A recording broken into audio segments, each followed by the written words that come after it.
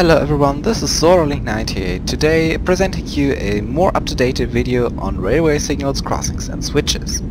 We'll start off with the crossings. Each crossing has its own way of being triggered and being built. Depending on the way of construction, it may have benefits or problems. The most common ways of triggering a crossing is either by using detectors placed on the railways or by integrating it into a signal block. If you have ComputerCraft installed, you can also use it to trigger the crossing using a simple computer as a standalone server or even as a receiver of an even bigger server. Furthermore, you can also use manual triggers like levers or buttons, but these are not covered in this tutorial. Each and every crossing may consist of the following contents: bars, sounds or lights. Each of these contents may be combined with each other to yield a new, even safer and even bigger crossing. For example, those people who really want to cross the crossing even though it's flashing its light red will cross if there is no bars. So if you want to build a crossing, you will need one of the set contents, a detector or probably a timer being triggered for something, and also a place to build, furthermore a railway line. And if you are well-mannered, you might consider adding a railway signal to the railways so the train drivers know whether the crossing is closed or not. As mentioned before, depending on the crossing, benefits and problems of it may vary. But usually it is just a better way to cross a street than a bridge. Also, it is very realistic and pretty variable, so you can express yourself actually with this stuff. But the problem is it might be dangerous if you use trains mode, for example, and you're being run over. And also, if you use a minecart railway line, you might stop a minecart if you collide with a player. And now here's what the crossing works or looks like from the inside. So, this crossing is being linked to a pre-existing signal block. This signal block has been created only for this crossing, so it only has a certain distance, and this distance is determined by yourself. You can either set a signal block just going around 2 blocks from the crossing way, but this would, in my opinion, be quite stupid.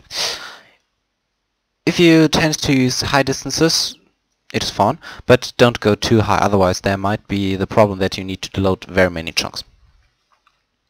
Anyway, these boxes are linked to the signal blocks, as said before, and they will emit redstone on red or yellow aspects. So if any train is driving in any kind of direction, they will emit a redstone signal and close the crossing.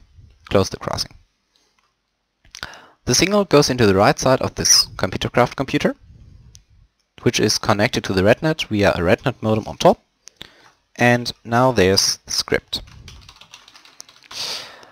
Please remember to put all your scripts into the startup. You can use other names like, well, crossing tutorial or whatever. Whoops, there's an S missing. But I tend to put them into the startup, because if the computer is restarted for any reason and it is not in the startup data, it might not work. So, there's a while loop, and while this condition redstone input on the right side is met, this crossing will trigger. So first of all, it sets redstone input on the back side to true and then on the front side to false. The front side is not required for the first time, but for the second, because it switches round. And there's furthermore a signal being sent to some special signals near the railways for the train drivers to show them that the crossing is closed. They are not required, but they are highly useful if there's a railway line that is not being driven by automatic trains. So if you have people on your server or whatever, and you have a crossing and you want to show them that the crossing might not be closed, use one of these signals. Just a short sleep time to have them switch fast. And if the signal input is not being found, we're gonna set it to false. Very easy. So, as you've seen before, there's the redstone on the back and on the front, and they are both triggering different boxes. Now this is how it works. Signal is coming in, and the boxes are switching. I turned my sound off, otherwise it might annoy you, so therefore you cannot hear the sound, but well, let me just turn it on. Whoops. There we go. Just a lovely sound. Also, the more no blocks you use at once, the louder the sound gets. I can't explain why, but it seems to be true, so might be useful for everyone. Okay. Now here's what it looks like from the driver's view.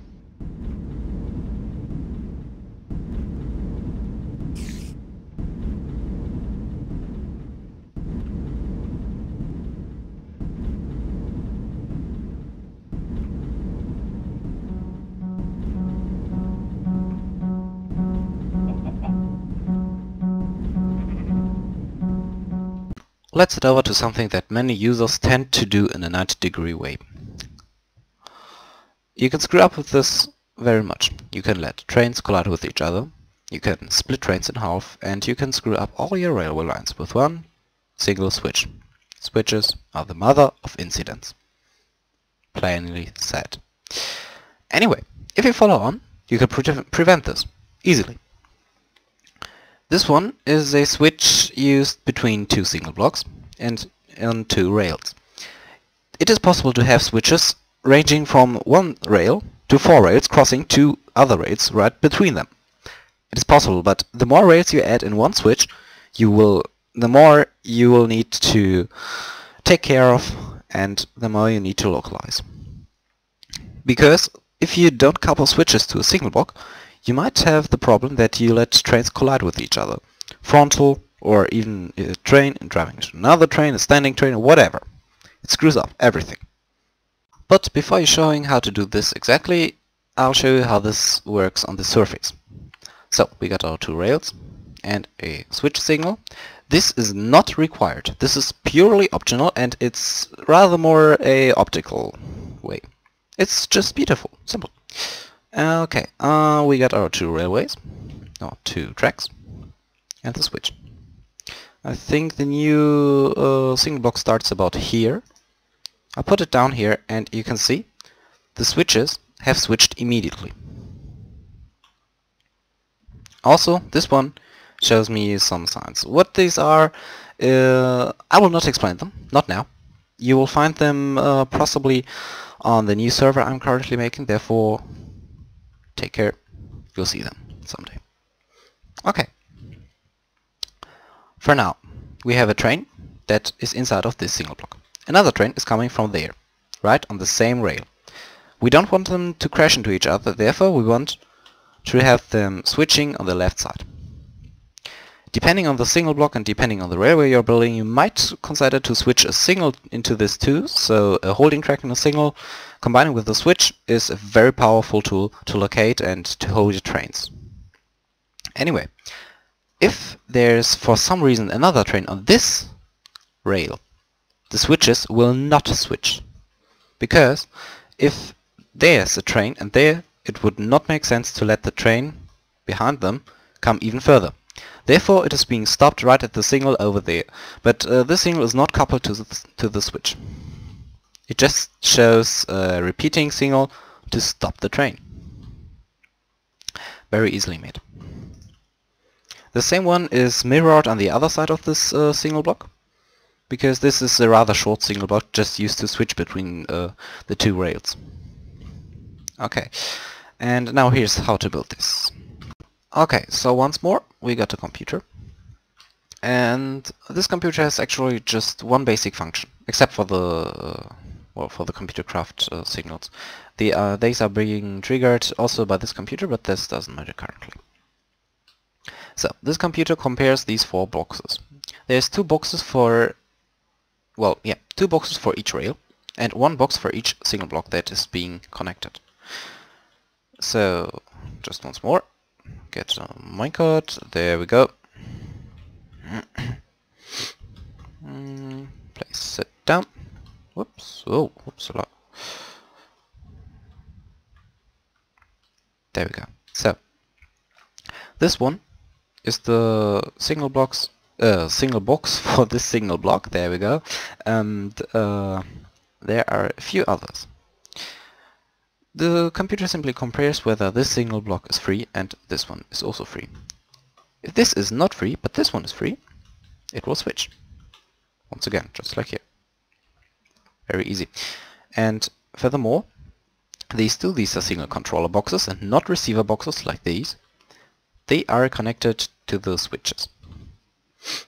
So, furthermore, this one is only emitting redstone on the red aspect, because if you have a train entering the said signal block and the signal block turns or emits a redstone signal even already on the yellow signal, your train might be separated right on the switch.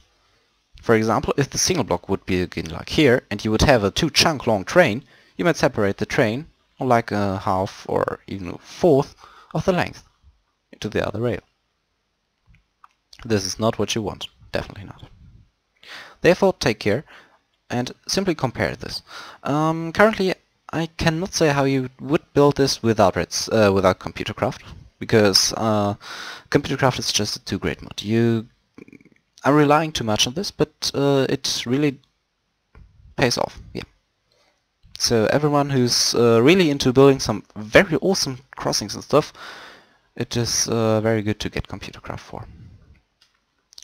Okay, anyway, that's basically it. But you can also add them to stations. You can also use routing motors, which will change only for certain routed trains. So if a train with the routing name... Oh well, just wait a second. Let's have an example. Routing, there we go, routing table. These one are from Railcraft. You type in destination, or DSD rather, and type in some kind of destination. Let's have railway tutorial destination. You put this one in your routing switch motor or the routing detector or whatever that has this routing stuff. And then this switch will only switch for trains which are of the line railway tut. Very easy and still very awesome. Thanks to CoverJagger for this. Very nice. Okay. Signaling, the most important part of the railway system. You can divide signals in 3 categories. ComputerCraft signals, or at least signals powered with ComputerCraft, maybe added or even completely ComputerCraft powered signals. Light signals, which are provided by Railcraft, and form signals, which I cannot cover as there are 2 less mods, and using pistons for them is a bit ineffective. Yet you can do this, but as I said, I cannot cover them. The most common way of signaling is placing a block signal on either side of the track to form a signal block. Sometimes there is the case that you cannot link very many signal blocks to each other. Maybe because the signal block is located on a very curvy railway. There are many curves, and therefore the signal blocks are not long enough to be of significant matter, and therefore you might need something else. Maybe a CPU which is linked to a timer. This timer will then count down and check if there's a train locomotive on a certain distance away from the signal, or even if it has passed another detector which is not inside of the signal block, therefore indicating that the train is now outside of the signal block. Anyway, building a railway line, signaling and guiding the trains requires a bit of creativity and at least a rough idea of what you want to do with this stuff. To give you a rough idea of what it looks like, this is what a signal looks from the inside. Well, this is just one part, of course. And this one part usually consists of one detector part.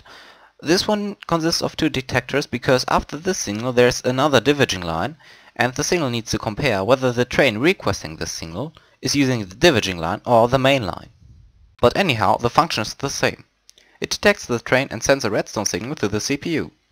If it is free, the holding track will receive a redstone signal, releasing the train, and further, the signal which shows red switches to a green aspect. After that, the CPU waits until the signal receiver box emits a redstone aspect on the aspect red, or yellow at least, and therefore closing the signal block. The holding track is not getting any redstone power anymore, and further the signal switches back to red. But if the signal block is in use, the CPU will not let the train pass. Thus, the holding track is not receiving any redstone signal, and the signal is just switching to yellow state and not showing red anymore. Of course, you can add ComputerCraft signals. These may even be standalone signals, as you've seen at the switches part before, maybe. Or they can just add to light signals. In this case, the signal you can see just shows a signal that indicates a switch and that the train shall pass a red signal. Very simple. You can even invent your own methods. You can add very many different ways, indicating a switch, indicating a crossing, maybe even indicating problems. You can use the signal blocks to even indicate whether the signal block or the tracks itself are broken or not, and therefore warning train drivers. There's very much you can do. For example, these. These are standalone computer craft signals, and simply indicating whether the track inside of this tunnel is clear, or rather not broken, or not. Because if the track breaks inside of a tunnel and there is no exit or way to get out at all, you are actually screwed. Even in Minecraft this might happen, but even though the chances are low, it just isn't eye candy. Anyway, if the track actually breaks, it will switch to another state, showing rather a text message. I cannot show you this one actually, but anyway, you can also do this. This basically are just two or three parts. Of course, the signals itself, these are one part. The other part is a signal block, and the third part is a computer receiving signals from the signal block.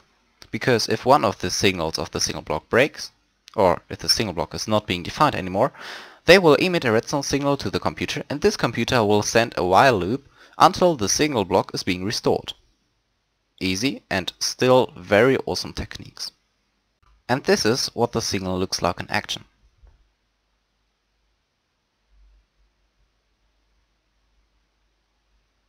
Oh, and yes, that was a pig that has been overrun.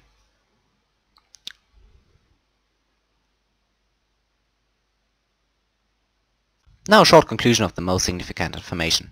Crossings consist of either bars, lights or sound, which may be combined with each other. Crossings can be triggered by signal blocks, levers or detectors. Crossings may be turned off by another redstone signal like a timer, or just by stopping the input of the redstone signal that turned the server on. Maybe you add a signal that indicates whether the crossing is clear or not. Switches can vary in size and length. You can even connect more than just 2 or 3 rails. Place switches between signal blocks to prevent trains from getting stuck. Always link switches to signal blocks and let them compare whether said signal blocks are clear. Place signals near dangerous parts of your railway and define signal blocks. Use distant signals for more variety. Combine with holding tracks to prevent incidents. Use computer craft for the following: as CPUs, to expand the light signals, as information boards, as standalone signals replacing the traditional light signal, as repeating signals, or as indicators for rail switches, tunnels and more. Now there will be some examples of different computer craft scripts for the different situations. This is the basic script for the single CPU. If you want to, feel free to download this, to copy this and to edit this for your own purpose, but please, if you upload this, give credit to this video. Anyway, if you want to reply with a method showing something else, any kind of improvements or feedback or whatever, feel free to. I really appreciate that and I'll try to reply as soon as possible. To get started, type in on the very top of your script rednet.open and your desired site. This is only required if you want to use the rednet, using rednet modem of course. The actual functions of the script is included in the while loop. We use a while loop to prevent bad things from happening actually, because if a if statement is not being met, it would return to the very end of the script without the while loop and therefore let the script ending. And without a restart you would not be able to restart the script. Therefore put everything into while loop and let it go.